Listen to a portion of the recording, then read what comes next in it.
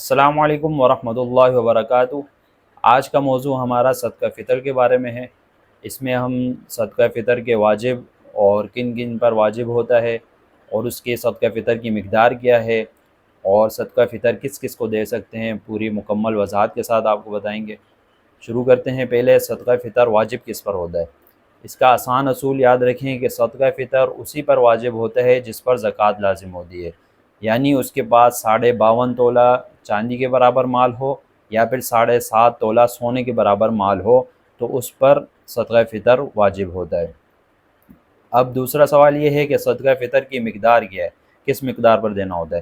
اس میں جو ہے مختلف چیزیں ہیں۔ سب سے پہلے آتے ہیں گندم۔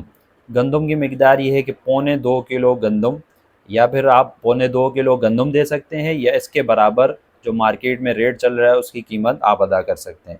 اس کے بعد گندم کے علاوہ جو ہو گیا، اور کھجور ہو گئی، کشمش ہو گیا، یہ 3.5 کلو جو ہے ان کی مقدار ہے۔ 3.5 کلو یہ چیزیں دے سکتے ہیں، یا پھر ان کے برابر جو مارکیٹ ریٹ ہے اس کی قیمت آپ ادا کر سکتے ہیں۔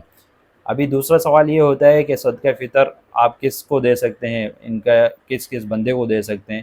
اس میں آسان اصول یہ یاد رکھیں کہ صدقہ فطر ان لوگوں کو دیا جا سکتا ہے، ان لوگوں کو دینا جائز ہے جن پر زکوٰۃ لازم نہ آتی ہو، یعنی ان کے پاس مال نصاب نہ ہو، 52.5 تولہ چاندی نہ ہو، 7.5 تولہ سونے کی مقدار مال نہ ہو، تو ان کو صدقہ فطر آپ ادا کر سکتے ہیں۔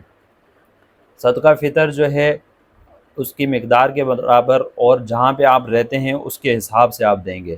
مثال کے طور پہ ہم کراچی میں ہیں اور ہمارے نابالغ بچے گاؤں میں ہیں، تو آپ یہاں سے آپ صدقہ فطر دینا چاہ رہے ہیں تو اس کا کیا حساب ہوگا؟ اس میں بھی آسان اصول بتایا علماء کرام نے کہ جس جگہ پہ صدقہ فطر دینے والا رہ رہا ہے، یعنی صدقہ فطر دینے والا کراچی میں ہے تو کراچی کے حساب سے ہوگا، گاؤں میں ہے تو گاؤں کے حساب سے ہوگا۔